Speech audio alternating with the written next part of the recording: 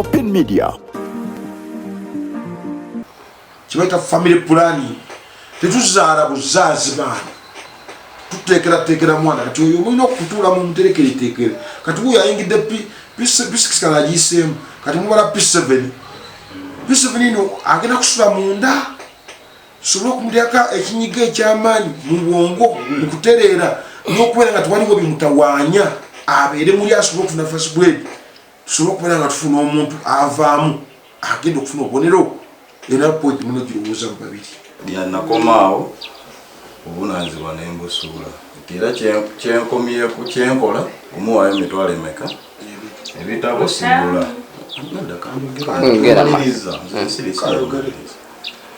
kyenkola kumuwaayo emitwalo 2 ganze 5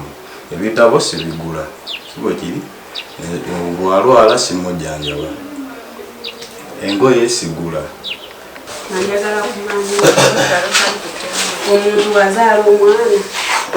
obuvunanyizibwa bukoma ku bbanga kyokumulabirira owamazibanga ki ono ye tafiirayo ddala okuva omwana okusoma okulya okwambala okulwala ne bwomugamba tafaayo yagamba kimunja kuwa nga biwedde kitegeeza okuva wazaala omwana tana kyalamwana bwe nazaala omwana mubannakawere yagula ebyana ebikwatagana n'okuzaala nga omanyi yakulabirira nebikoma kati okusoma nze mulabirize nze musomesa oyinza mukubira wali emabega eri nga ayinza okuwaayo emitwalo egi 2 omwaka negugwago bwebakuwadde kati agenze mu P6 kati oyo P5 teyagimuwaako wadde P4 bayasomesako yamuwaako emitwalo gyali 3 nebigwa naye ngaomwana we amulaba era agendayo wabanga amwagadde tamanyi oba omwana alya oba omwana ayebika oba omwana ayambala oba omwana asomya atya naawe kanyini okuwaayo wadde kaswiti netampa saagala yalabirire mwana kuva ddi nga asudde obunanki bbanga ddene Mr. yakagembe kamukaaga 8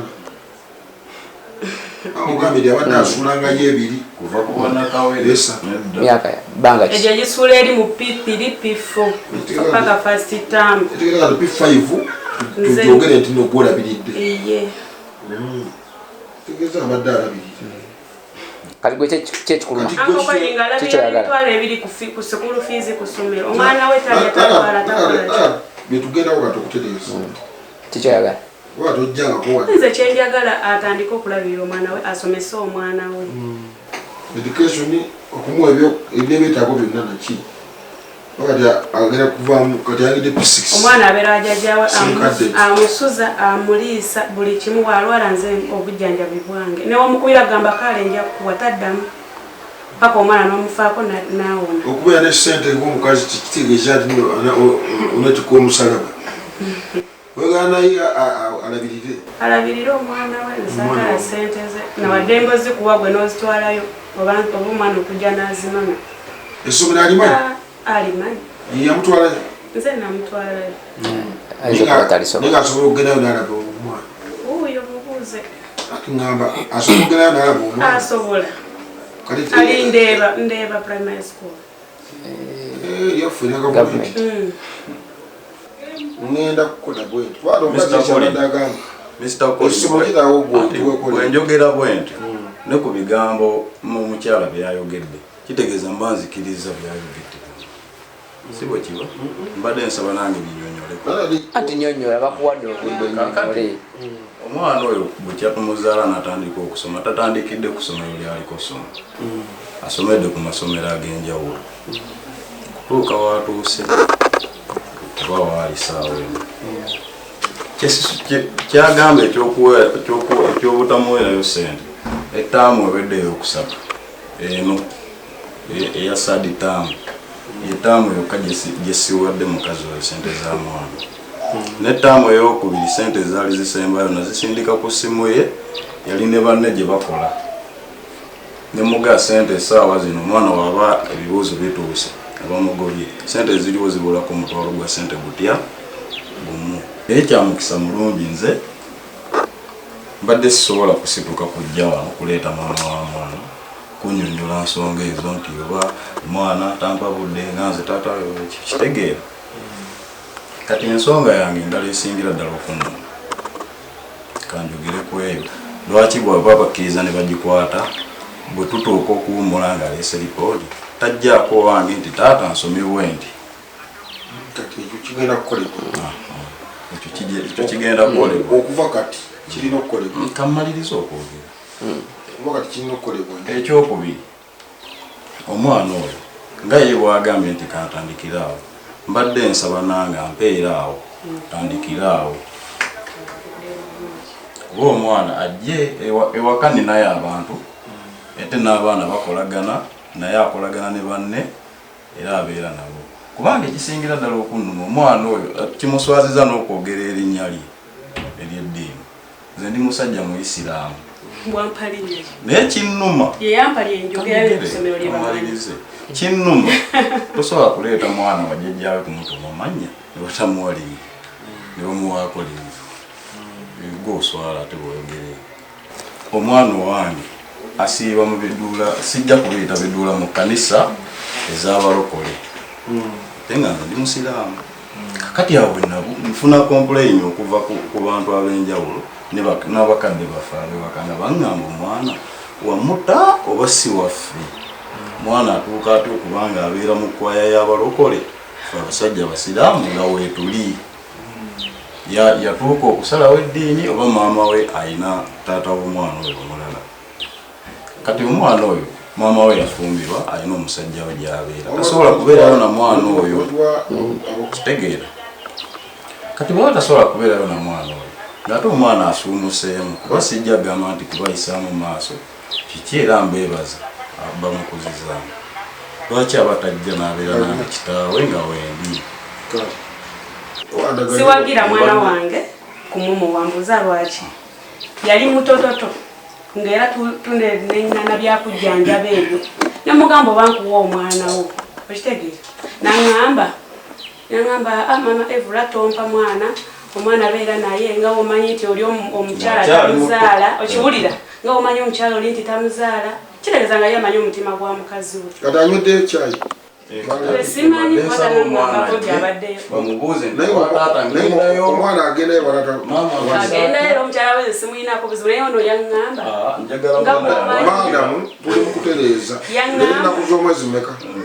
agenda kukwata school fees agambye agenda kukwata tuli kati biri bimuga tubivuddeko we are on solution now tumalize mugende era mbadde nsaba omwana waani waba wange omwana kika kyaffe kituufu n'eddiini yaffe nga bwetambula ani nanyini mwana ono ye taatawe mbadde manyi nti waliwo nanyini mwana omuki bwabanga nanyini mwana kati katumalirize jaba bategeeza abooluganda ngenze mutekala gavumenti bwemba mukola ebintu byammwe mu kyalo mubikola nga bwemwagala naye kutekala gavumenti bino byenjagala muwulirize era tubikole leero ekisookera ddala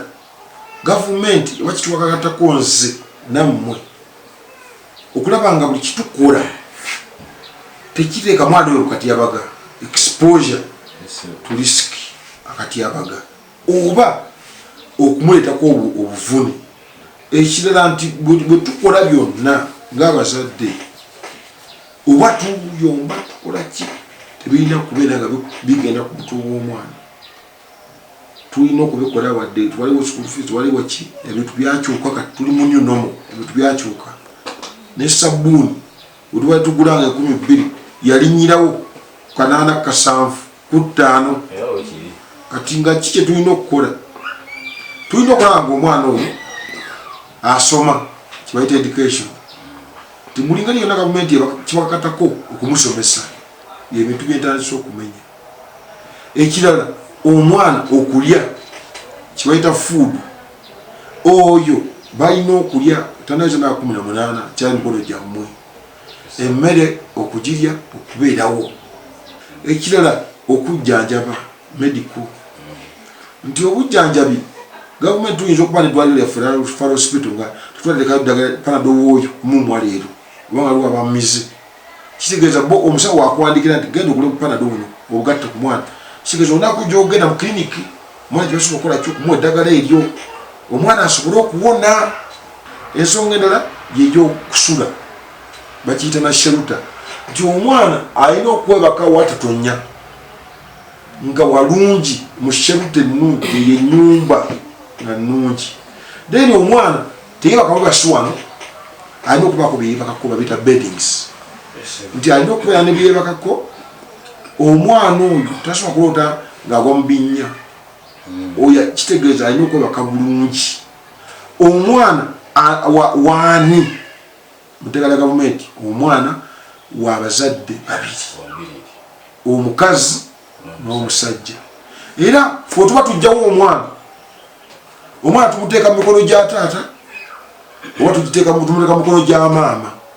omwana mwalina okubeera then omwana gavumenti ebalagira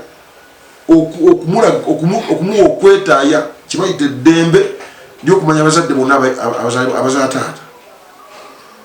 n'abazadde bonna abazaala maama. Oba munakwata omwana mumutwale awantu wonna mulina okisalawo babiri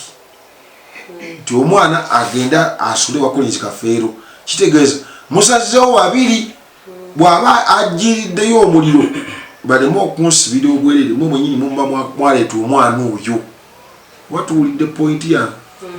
Kati mutegeka gavumenti tulinamu ttaamu 3 ez'okusoma nti bwe tuwumaya tulinamu wiiki 3 ez'okuwumula. Omwana bw'awumula bw'ati aba alina kugenderawo wa taata we etteeka bwe ligamba wiiki eyo. Wiiki ey'okubiri wa maama we kubanga lwaki agenda wa taata we ayiga obuwangwa ennono n'olumbe balwa bebata n'okuyiga abo bonna taata bazaalibwa nabo etteeka we liragira. Then ey'okubiri wa maama era ategere jjajja azaala maama n'abalala bonna n'ebintu byonna n'okuyiga okunaaba kwoza kukola mirimu byonna biyigirirwa wakati awo. Ey'okusatu yakuddayo kusoma preparation for school era bamala ne bamutegeka n'agenda mu ssomero okusoma. Tukategeera abooluganda kati ekyo saga mukirwaniremu nti ate omwana agenda luddawa kati mbateekako okuteeka gavumenti kirikola kyerigamba tukategedde tegeeza ebintu byonna byetukola bitunuulire nga biyamba omwana. Kati twagala tuzeewo empuliziganya nti omukyala wakukubira nagamba jangu ndabe emitwalo 15 zibongeddemu gwosobola okujja wano ku ssomero lyange nogaa tuzina abaana basomanga we bali obalabye omuzadde taata wafaanana taata atagenze ku ssomero kati olaba omukyalo ono natwala emitwalo 2 abaga oyo gundi kati alina ssente naye gwogendayo noyogera n'omu 1-to-1 n'omusomesa omusomesa ategeererawo nti ono omuzadde ssente bweziti bwezifaanana era nowesa nti ssente zibawa mu ssomero si zezimu era ogenda okulaba gwe wagendayo owa 10 nze banzijjako 25 nga nsasulira n'owwo oba okategere naye bwoba togenzeeyo buli kibateesa bakiteesesa mu bagagga beereere oba balina ssente bebasalawo omutwalo ogw'okwongerako ssente bw'obeerawo nowanika omukono oba osobola okusalirawo ffenna tukategeere empuliziganya eyo ebeerewo ku lw'omwana waffe era bye byaleese omukyalo ono. Omukyala agambye omuwa 2 n'owaayo abalala agamba talina kyakola kyawa ye agamba twagala oyongeremuko amaanyi naddala kati bwe tuyingidde mu P6 ssente ezo zoweebweyo nga basabye bagenda kusaba obyobutabu biki wawo n'ebintu birala bibagenda okulambula oba kukola ki ebintu byonna kati abaana okusoma kati kwakyuse twatuulanga bwe tuti nga tunudde kati tutuula tunudde bwe tuti sibo batuula bano batutunuulira naffe netutunuulira bano abaana Waka tugenda kati kalichula mu mpya ebyakyuse okubeerawo